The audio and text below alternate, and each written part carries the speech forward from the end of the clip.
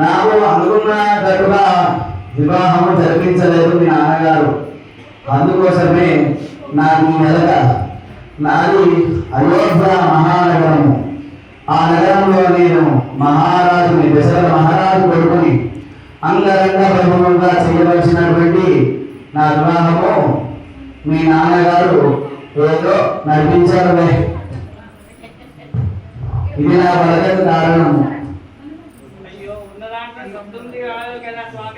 మీకు ఏం కావాలి? బండి బుల్లెట్ కావాలా, రోల్స్ రాయ్స్ కార్ కావాలా, ఏం కావాలి చెప్పండి. మీ అలక దిగండి స్వామి. నాకు భూమి జాగలు అలాంటివి నా రాజ్యంలో మరెన్నో ఉన్నాయి. నా దగ్గరనే 7 ఐరావతారాలు, అదే విధంగా ఎన్నో గుర్రాలు, నా సైన్యంలో ఎంతో మంది సైన్యం నా దగ్గర ఉన్నాయి. మీ నాన్నగారు నాకు ఏమిస్తారు? జానకి, ఒక్కసారి మీ నాన్నగారిని అడిగి నాకు చెప్పమ్మా. చెప్పు దేవి.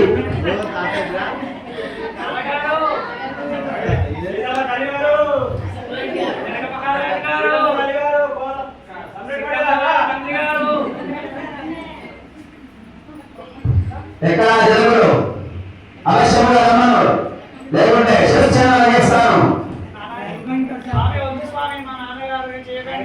నాకు ఆగ్రహం అనేటువంటి నిగ్రహము, నాకు కోపం కాస్త ఎక్కువ దేవి.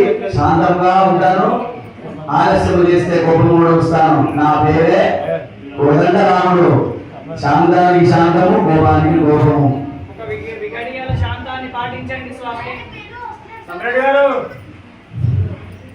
జనకుడు ఎక్కడ?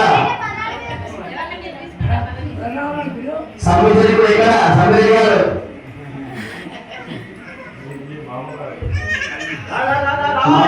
ఎక్కడ ఉన్నారండి?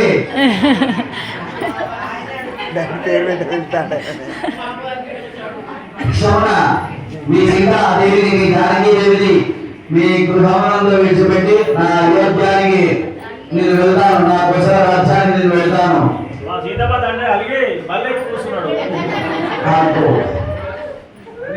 దేవి, ఏడవ దేవి, మీ నాన్నగారు వల్ల ఇన్ని కష్టాలు వచ్చాయి దేవి.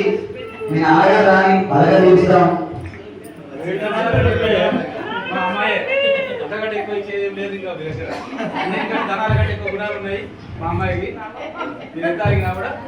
అబ్బే, అమ్మాయి ఏమంత అందంగా లేదు.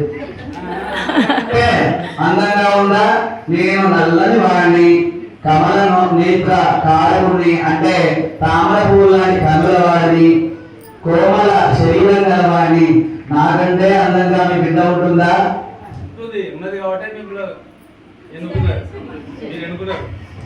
అందము అంటేనే నలుపు కదా. మీ అమ్మ ఎర్రగా ఉంటుంది.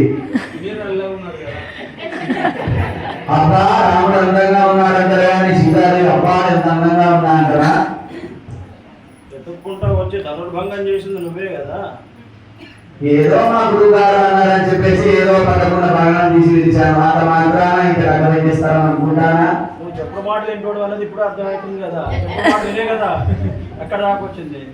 అది నీ గుణగణాలు ఎంత ఇక్కడ తెలుస్తున్నది.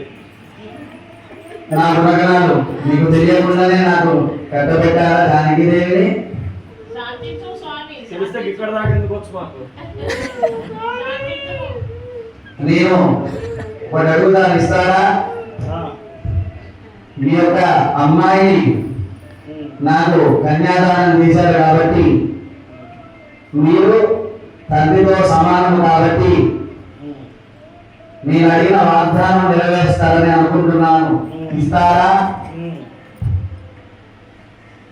ఈ పూజా కార్యక్రమాలు అయ్యారు బాగా చేశారు కాబట్టి ఒక 25,000 ఇవ్వండి.